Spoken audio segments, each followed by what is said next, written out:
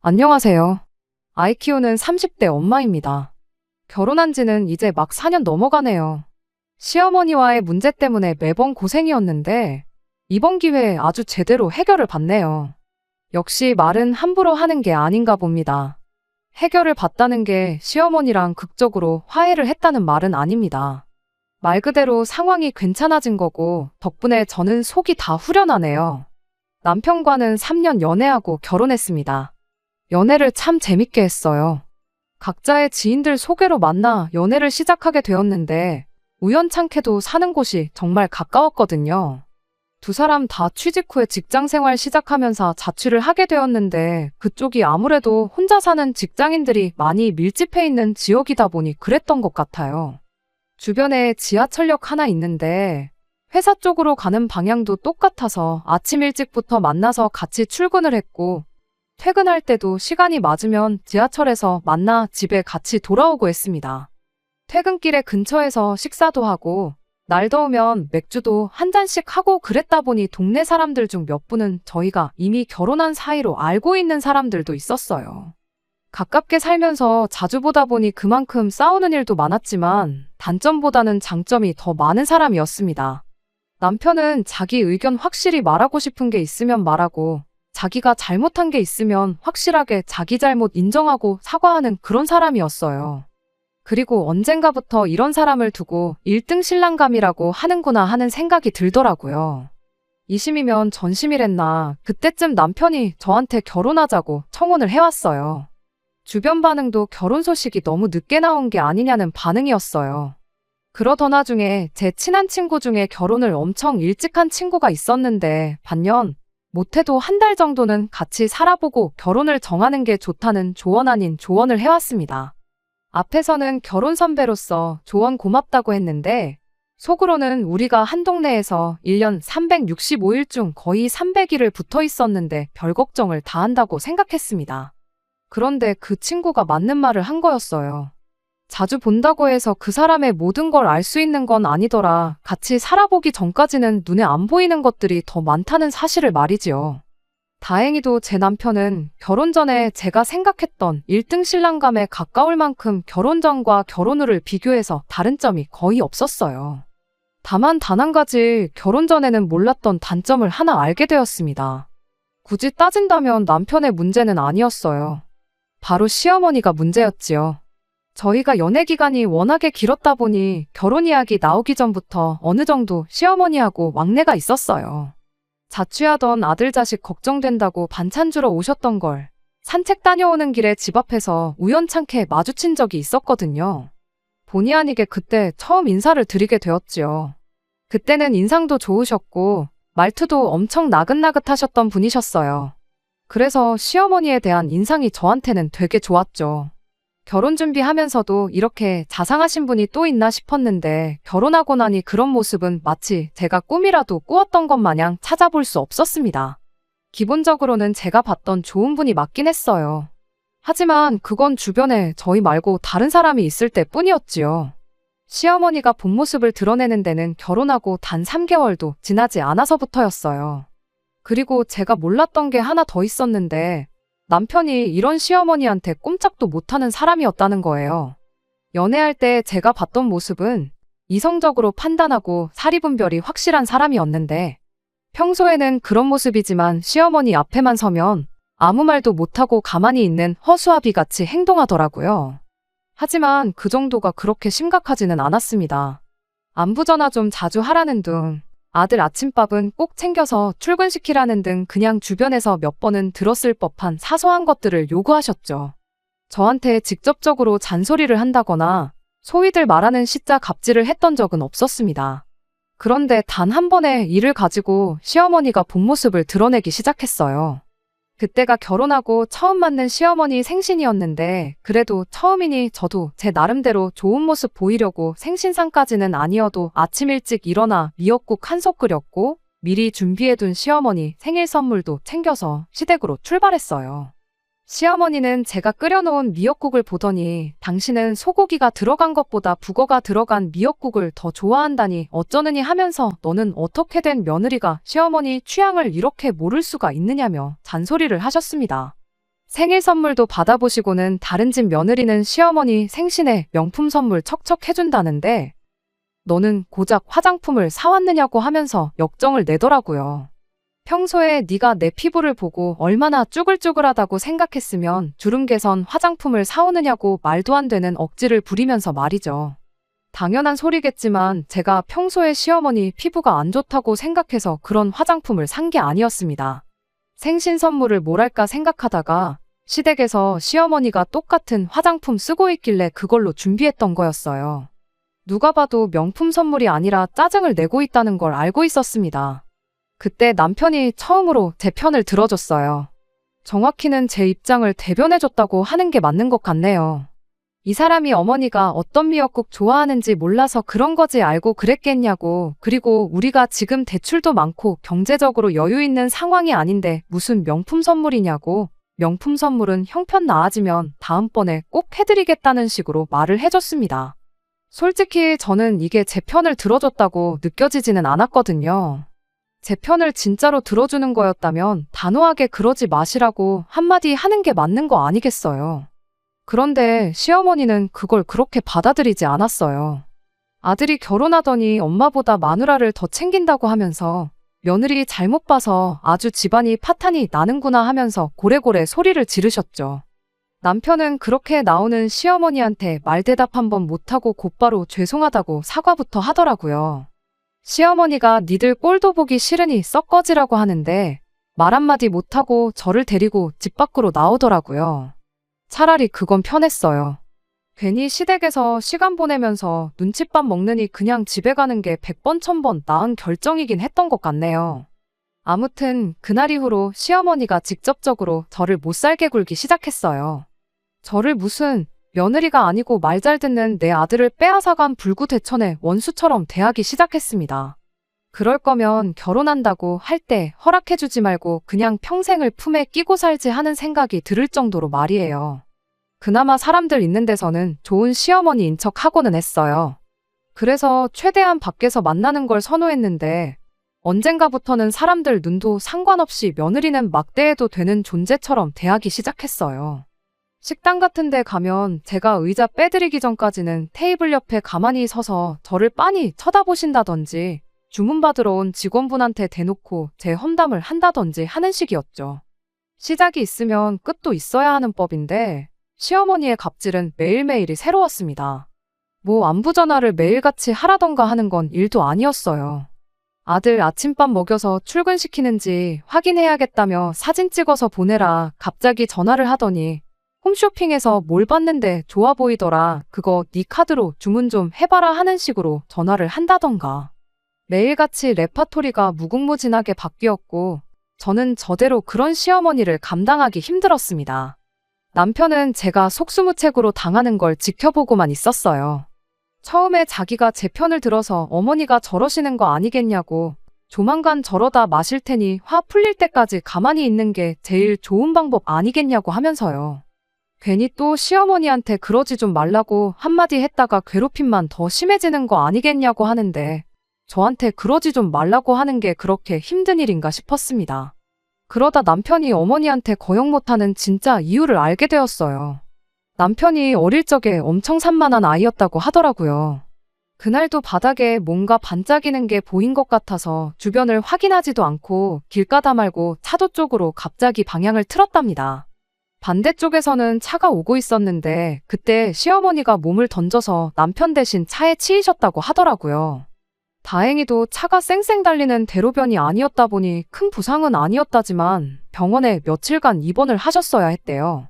남편은 어린 마음에 자기 때문에 엄마가 죽게 생겼다면서 며칠 동안 펑펑 울었다네요. 그때부터 산만한 습관도 고쳤다고 하고요. 아무튼 시어머니가 그때 다치는 바람에 발을 지금도 조금씩 절고 계시답니다. 솔직히 저는 그 정도로 큰 부상을 가지고 계시는지 못 느낄 정도이긴 했지만 말이에요. 그래도 자식 위해서 앞뒤 가리지 않고 차도로 몸을 던진 건 참 대단한 일인 건 저도 인정하는 부분입니다. 그때 발을 다치신 건 다치신 것 나름이고 다른 이유가 하나 더 있었어요. 그건 바로 아버님의 부재였습니다. 남편이 대학교 들어갈 때쯤 아버님이 병으로 일찍 돌아가셨다고 해요. 그런데 남편 학교가 지방에 있는 학교였다 보니 아버님이 돌아가셔서 어머님이 힘들어하는 가운데 곁에 못 있어드린 게 늘 죄송스러웠다네요. 대학교에, 군대에, 남편의 20대 초반은 항상 어머니와 떨어져 지내야 하는 일들 뿐이었고 거기에 취직하면서 자취를 시작하게 되었으니 어머니가 평소에도 얼마나 외로우셨겠냐며 혼자 지내시는 어머니 마음 쓰게 하거나 기분 상하게 하는 일은 하고 싶지 않아 하던 게 언젠가부터는 당연한 것처럼 돼버렸던 거예요. 그런 비하인드 스토리가 있는진 몰랐지만 한편으로는 시어머니가 그렇게 애지중지하는 아들한테 저한테 하듯이 행동하신 적은 한 번도 없었을 테고 직접 당해본 적도 없으면서 무작정 참으라고 하는 게 참 속편한 소리 하고 있구나 싶었네요. 의도한 건 아닌데 출퇴근이 수월하다는 이유로 신혼집을 시댁에서 엄청 가깝게 구한 게 정말 낭패다 싶었어요. 주말이면 시어머니가 저희 집에 찾아오거나 아니면 저희가 찾아가거나 해야 했거든요. 말씀드렸다시피 결혼 전만 해도 연애랑 결혼은 다른 이야기다 하는 말에 그건 말도 안 되는 소리다 하던 저였는데 이제는 생각이 완전히 바뀌어 버렸어요. 암만 가깝게 지냈어도 최소 1년은 같이 살아보지 않은 이상은 모르는 거다. 1년을 같이 살았다고 해도 사람이 작정하고 숨기면 알아낼 방도가 없다 하고요. 아무튼 그래도 늘 시어머니의 기분만 생각하면서 말을 하던 남편이 변하게 되는 계기가 있었습니다. 계획된 건 아니었지만 제가 아이를 갖게 되었거든요. 원래는 신혼생활 즐기고 돈도 좀 모으고 나서 가질 계획이었는데 그래도 저희 인생 계획은 조금 틀어지긴 했지만 결과적으로는 아이 일찍 가진 게 참 잘한 일이 되었습니다. 제가 임신 중이건 말건 시어머니는 저희 집을 아주 자기 집처럼 드나들었어요. 한참 마음의 평정을 유지해야 할 때 제가 받는 스트레스는 여전했고 어머니한테 거역 못하겠으니 저보고 참으라던 남편의 반응도 여전했습니다. 보통 시어머니가 저희 집에 오시면 그냥 가는 법이 없었어요. 어떻게든 흠 하나 잡아서 한마디 하고 가셨거든요. 냉장고에 야채라도 하나 시들어 있으면 그날은 아주 귀에서 진물이 나올 정도로 잔소리를 들어야 했습니다. 그날도 똑같았어요. 아마 유튜브 같은 데서 두부 가지고 무슨 음식을 하는 영상을 보고 얼마 지나서였던 것 같아요. 엄청 간단해 보이고 맛도 좋을 것 같아서 그날 퇴근길에 동네에 있는 슈퍼마켓에서 두부 한 모를 사왔습니다. 직장 다니며 맞벌이 하시는 주부님들은 공감하시는 분들도 있을 것 같은데 그날 집에 재료를 공수해왔다고 해서 혹은 재료가 이미 있다고 해서 그날 꼭 그 재료에 관련된 음식을 해먹는 건 아니잖아요. 두부를 사가지고 온 그날도 막상 집에 도착하니까 배도 별로 안 고프고 몸은 피곤해서 그냥 냉장고에 정리만 해놓고 내일 해 먹어야지 하고 미루게 되었어요. 다음 날도 피곤한 건 마찬가지. 내일 해 먹어야지. 내일 해 먹어야지. 그러다 언젠가부터는 냉장고에 있는 두부는 신경을 안 쓰게 돼버리는 거죠. 그 두부를 시어머니가 발견한 거예요. 날짜가 며칠이나 지나 있으니까 아주 너 잘 걸렸다는 식으로 잔소리를 떠벌떠벌 늘어놓기 시작했습니다. 농부 아저씨가 콩을 심어서 수확하기까지 얼마나 걸리는지 그 고생을 네가 아느냐부터 시작해서 저기 못 사는 나라 어린애들은 이런 거 먹고 싶어도 못 먹는다는 잔소리까지. 하나 끝난다 싶으면 또 다른 걸 가지고 잔소리가 시작되었고 나중에 가서는 날짜 지난 두부랑은 전혀 관계도 없는 잔소리를 들어야 했어요. 한참 시어머니의 잔소리가 이어지는 가운데 그날따라 제가 몸이 별로 안 좋았는지 약간의 현기증을 느끼게 되었고 그대로 바닥에 쓰러지고 말았어요. 곧바로 병원을 다녀왔는데 다행히 가벼운 빈혈이었고 아이한테도 아무런 이상이 없었습니다. 어머님은 당신 잔소리 때문에 제가 그렇게 된 게 아니라 제가 평소에 얼마나 몸에 안 좋은 걸 먹고 다니고 생활 습관이 엉망이면 요즘 사람이 빈혈로 다 쓰러질 수가 있냐며 병원에서 또 잔소리를 시작했어요. 그때 남편이 깨달은 게 있었는지 시어머니를 향해 처음으로 큰 소리를 내주었습니다. 저를 위해서요. 지금 그게 하실 말이냐며 소리를 바락바락 지르더니 시어머니한테 앞으로 저희 찾아오지 마시고 무슨 일 있으면 전화만 하시라고 한마디 하더라고요.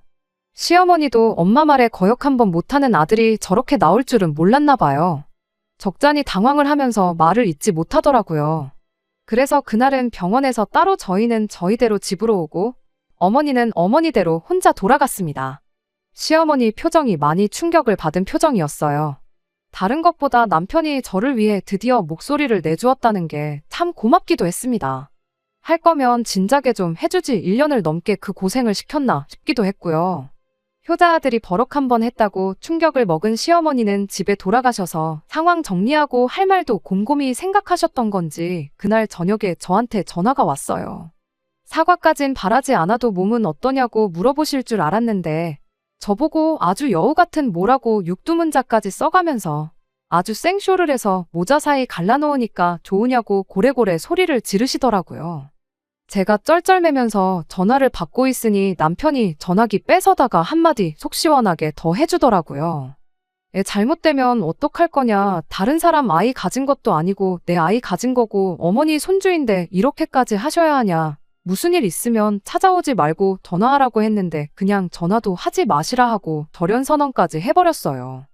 그렇게 시어머니하고는 아이 태어날 때까지 얼굴을 보기는커녕 연락 한 통 없이 지내게 되었습니다. 솔직히 저야 편했지만 남편이 말은 안 하지만 이래저래 맘고생이 많아 보였어요.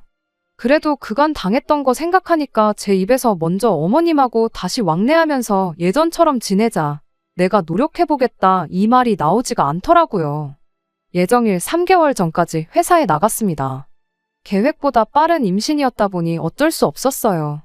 친정이 지방이다 보니 육아에 관련해서 도움을 받을 수가 없었기에 하는 수 없이 회사는 그만두기로 하고 아이가 어느 정도 클 때까진 제가 직접 육아를 하기로 정했습니다. 아이가 태어나고 나서 시어머니한테 제가 먼저 연락을 하긴 했어요. 아들이고 이름은 뭐고 건강하게 태어났고 뭐 이런저런 것들 한 번에 정리해서 전화 말고 톡으로 보내긴 했지만요. 설마 싶긴 했는데 시어머니도 앙금이 남아있는지 메시지만 확인하고 따로 답장은 없으셨네요. 아무튼 그렇게 아이 태어나고 6개월이 지나게 되었습니다. 퇴근하면 곧바로 집에 들어오던 남편이었는데 그날은 연락도 안 되고 퇴근 시간이 한참 지나도 집에 올 생각을 안 하더라고요. 조금이라도 늦으면 늦는다고 연락도 절대 빠뜨리지 않는 사람이었는데 그렇게 두문불출해지니 엄청 걱정이 되었어요. 무슨 일이라도 생긴 거 아닌가 싶은데 당장 아이 맡길 곳이 없으니 제가 찾으러 나갈 수도 없는 노릇이었고요. 남편은 그날 거의 12시가 다 되어서 평소에는 마시지도 않는 술에 떡이 된 채 돌아왔습니다. 말도 없이 이게 뭐냐고 다짜고짜 들어온 남편한테 화를 냈는데 남편이 난데없이 펑펑 울기 시작하더라고요. 어머님이 아프시다면서요. 서럽게 울길래 뭐 큰 병이라도 생긴 건가 싶어서 저도 헉했는데 지난 며칠간 코로나 때문에 고생하셨다네요. 병의 경중을 떠나서 무탈하시니 다행이다 싶었어요. 그런데 남편이 저한테 거의 빌듯이 부탁을 하더라고요. 이 정도 했으면 된 거 아니냐고. 이제 어머니를 용서해주고 예전처럼 지내면 안 되냐고요. 가까이 살고 계시니 육아에 도움도 주실 수 있지 않겠냐. 어머니가 말은 그렇게 할지라도 마음은 따뜻한 분이시다 하면서 저보고 이제 그만 화를 풀라고 하더라고요. 솔직히 어이가 없기는 했어요. 저랑 시어머니 사이가 안 좋은 걸 떠나서 이제 안 보고 지내겠다고 시어머니한테 선언한 건 남편인데 마치 상황이 이렇게 된 게 전부 저 때문인 것처럼 말을 해왔으니 말이죠. 안 보고 지내는 게 제 입장에서 훨씬 편하니까 아무 말 안 하고 있던 거지. 저라고 부모 자식 지간인데 영 끊고 지내게 할 생각 전혀 없었어요. 그런데 여지껏 안 보고 지낸 게 저 때문이라고 하니까 저는 아무것도 한 게 없는데 괜히 저만 중간에서 나쁜 년 된 것 같고 것 때문에 연락도 없이 술에 떡이 돼서 들어온 거 생각하니 열이 받았습니다. 그런데 또 가만 보니 한편으로는 남편이 안쓰럽기도 하더라고요. 무엇보다 지난 1년 반 가까운 시간 동안 남편이 마음고생하는 걸 옆에서 직접 봐왔다 보니까요. 그게 마치 저 때문인 것처럼 이야기하는 게 괘씸하긴 했지만 그래도 남편이 어느 정도 중간 역할을 할 수 있다는 믿음을 주었으니 다시 왕래하면서 지내도 괜찮겠다 싶었습니다. 대신 조건을 하나 달았어요. 다시 연락하고 지내는 거야 내가 해라 마라 할 건 아니지만 그렇다고 해서 예전처럼 돌아갈 생각은 전혀 없다고요. 말인즉슨 시어머니가 시도 때도 없이 우리 집 와서 살림 간섭하고 그러는 일은 없었으면 좋겠다고 그것만큼은 지켜달라고 했습니다. 닭똥 같은 눈물을 펑펑 흘리던 남편이 제 말을 듣더니 얼굴에 화색이 돌더니 고맙다고 아주 난리법석을 떨었어요.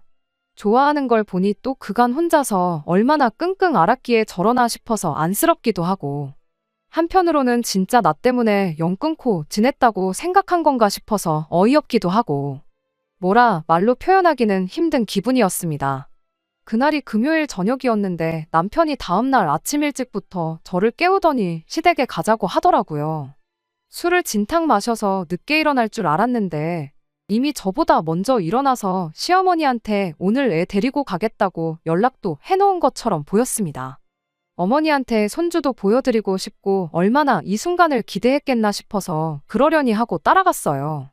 시댁에 도착했는데 시어머니도 표정이 엄청 기뻐 보였습니다. 워낙에 급작스럽게 연락이 닿았다 보니 어머님도 경황이 없었던 것 같은데 그 와중에도 아들 내외 온다고 집에 있는 재료로 대충 아들이 좋아하는 반찬이며 찌개며 끓여 놓으셨더라고요. 감격에 모자상봉에 우리 아이도 엄청 이뻐해 주셨고 다 좋았는데 단 하나 안 좋은 게 있었어요. 시어머니가 저를 보는 표정하며 말투까지 아직 저에게 쌓인 앙금을 다 풀지는 않으신 것 같더라고요. 결국엔 시어머니도 그간 연 끊고 지낸 게 저 때문이라고 생각하고 계셨다는 생각을 지울 수가 없었습니다. 그리고 그 이후로도 문제가 끊이질 않았어요. 남편이 주말만 되면 어머니가 손주 보고 싶어 하신다며 시댁에 가자고 저를 보채기 시작했거든요. 육아 때문에 직장 그만두고 전업주부가 돼버린 덕분에 시어머니 보기 싫다고 시댁에 안 간다고 하기는 조금 그런 부분이 있었어요. 하는 수 없이 남편이 가자고 할 때마다 시댁에 다녀와야 했습니다. 그래도 핏줄이라고 아이는 엄청 이뻐해 주셨는데 그래도 시댁에 가기 싫은 건 여전했어요. 시댁에 가면 시어머니가 저를 위해 몰아놓은 집안일을 제가 해야 했거든요. 요즘 들어서 발목이 시큰거려서 집안일을 하나도 못하겠다고 하셨는데 솔직히 그게 거짓말이고 어떻게든 며느리 부려먹고 싶어서 장꾀를 부리신 거라는 건 안 봐도 뻔했습니다. 하지만 남편이 좋다는데 알고도 당해드렸어요. 아무래도 저희가 주말에만 시댁에 찾아갔다 보니 시어머니도 집을 일부러 어질러 놓는 데는 한계가 있었거든요. 집안일 그거 뭐 빨래는 세탁기가 해주고 집이 대궐처럼 넓은 것도 아닌데 청소기 돌리는 것도 10분도 채 걸리지 않는 일이었고 설거지도 많아봐야 이틀치 3일치 정도밖에 되지 않았으니 그냥 좋은 게 좋은 거다 생각하고 최대한 남편 기분 생각해서 시어머니 장단에 놀아놔줬어요. 그나마 초반에는 어머님이 남편 눈치를 보신 건지 최소한이라도 같이 집안일 하는 척을 하셨는데 언젠가부터는 당신이 애를 봐주겠다며 집안일을 저한테 전부 몰아주기 시작했습니다. 그것까지도 참았는데 결국은 얼마 전에 제대로 한번 터져버리고 말았네요. 원래 시댁에 가기로 했던 날이었어요. 한참 시댁 갈 준비를 하고 있는데 남편 친구의 아버지가 갑작스럽게 돌아가셨다는 소식을 듣게 돼서 거기 가느라고 시댁에 못 가게 된 날이었습니다. 남편 친구긴 하지만 결혼 전부터 저도 같이 몇 번 소개를 받고 자주 연락 주고받고 왕래를 할 만큼 친한 친구였다 보니 당연히 저도 장례식장에 같이 가기로 했어요. 부랴부랴 옷 갈아입고 일단 시댁으로 먼저 향했습니다. 시댁에 도착해서 어머님한테 아이만 맡겨놓고 바로 장례식장으로 출발할 생각이었어요. 그런데 시어머니가 너는 어딜 가냐며 저를 붙잡더라고요. 그동안은 발목 핑계를 대면서 아파서 못했다고 변명이라도 하셨는데 그날은 아주 단도직입적으로 말을 하시더라고요. 너 온다고 집 청소고 설거지고 빨래고 하나도 안 해놨는데 그냥 가면 어떡하냐고. 아들 친구 아버지 장례식장에 너까지 갈 필요가 뭐가 있냐면서 너는 남아서 집안일을 하라며 저를 붙잡더군요. 남편은 차에서 기다리고 있던 상황이었고 시어머니는 도통 저를 놓아줄 것 같지 않아서 남편만 먼저 출발시켰네요. 저는 나중에 택시 타고 가던지 하겠다고 했고요. 시어머니가 밀어놓은 집안일이야 아무리 오래 걸려도 늘 1시간 정도면 끝냈으니 뭐 어려울 게 있겠나 싶었어요. 아이는 잠들어 있는 상황이었던 터라 시어머니가 따로 아이를 봐줄 필요도 없었어서 어머님한테 설거지만 도와주시면 제가 다른 건 다 해놓겠다고 했어요. 그런데 시어머니가 아주 며느리가 시어머니를 부려먹으려 든다면서 짜증을 내더라고요. 그게 아니고 장례식 간다고 정장을 입고 있던 터라 괜히 옷이 더러워질 수도 있으니 그거 하나만 부탁드리는 거라고 좋게 설명했어요. 시어머니는 제 말은 들은 채도 안 하고 잘 자고 있는 아이를 깨우더니 나는 애 봐야 하니까 네가 다 하라고 억지를 부리기 시작했죠. 어이가 없었지만 거기까지도 참아냈고 그럼 갈아입을 옷이라도 빌려달라고 했어요. 그랬더니 시어머니가 퉁명스럽게 이 집에 나랑 너밖에 없는데 뭐 그런 걸 따지냐고 그냥 설거지하는 동안만 홀딱 벗고 있으면 되는 거 아니냐. 내 옷을 너한테 빌려주고 싶지 않다고 대답하더군요. 그때 제 인내심이 뚝 하고 끊어졌어요. 어머님 지금 뭐 하시는 거냐? 저랑 장난하시는 거냐고. 어린애같이 굴지 좀 마시라 대놓고 한마디 해버렸습니다. 내가 여길 오고 싶어서 오는 줄 아시냐? 남편 얼굴 봐서 주말마다 어거지로 끌려오고 있는 건데 어머님 자꾸 이러시면 얼마 전처럼 그냥 안 보고 지내겠다고 강하게 한마디 했죠. 시어머니는 이런 제 반응을 예상 못했는지 얼음처럼 굳어서 아무 말도 못하고 입만 뻐끔거리고 있었어요.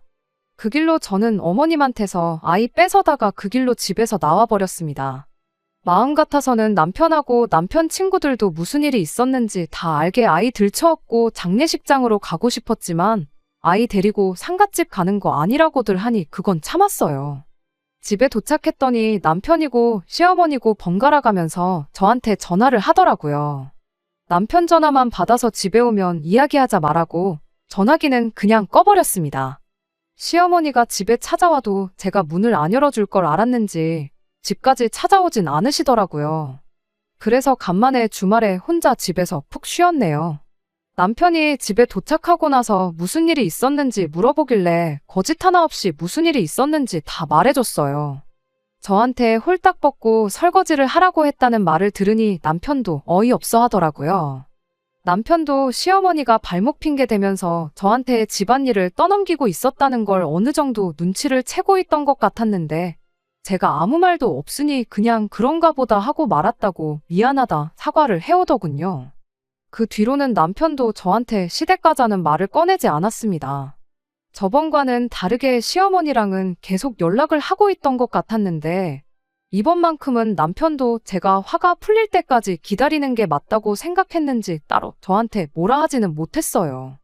그렇게 몇 주가 더 지나고 나니 시어머니가 저한테 직접 전화를 해왔습니다.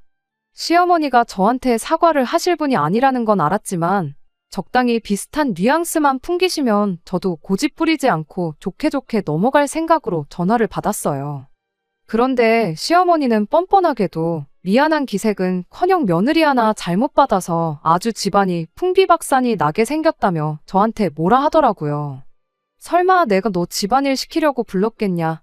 아니면 너가 보고 싶어서 주말마다 오라고 했겠냐고.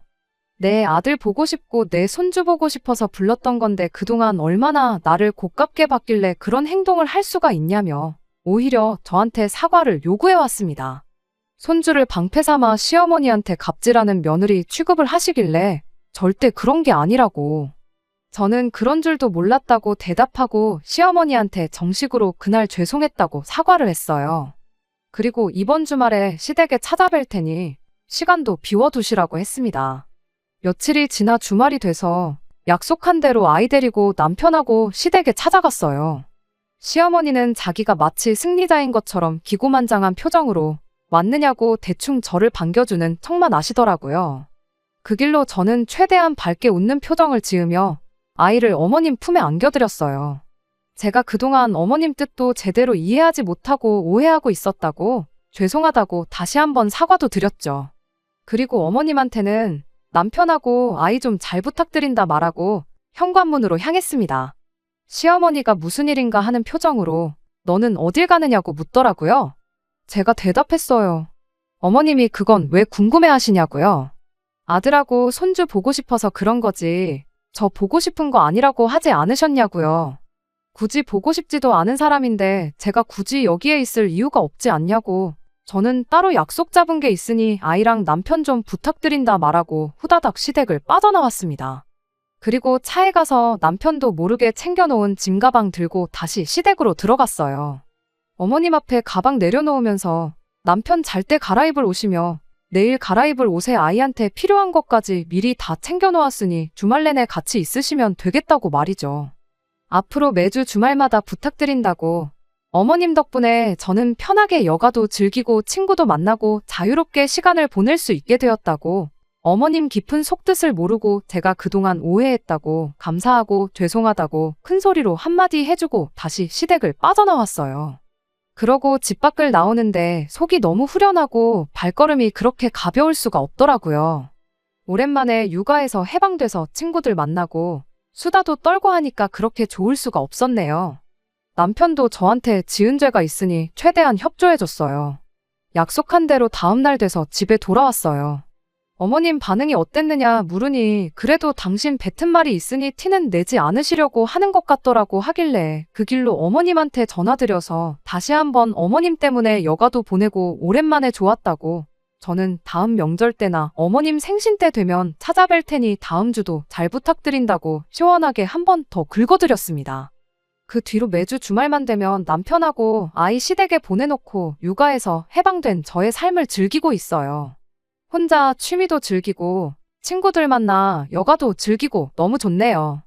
비록 시어머니하고 관계는 나아지지 않겠지만 뭐 어떤가요? 고부관계가 어느 한쪽이 일방적으로 맞춰주기만 한다고 정상이 되는 게 아니란 걸 깨달았는데 어머님이 먼저 양보해주기 전까지는 저도 절대 양보 안 하려고요. 끝까지 들어주셔서 감사합니다. 오늘의 사연은 여기까지입니다. 구독과 좋아요, 알람 설정 부탁드리고 더 좋은 사연으로 다시 찾아뵙겠습니다. 감사합니다.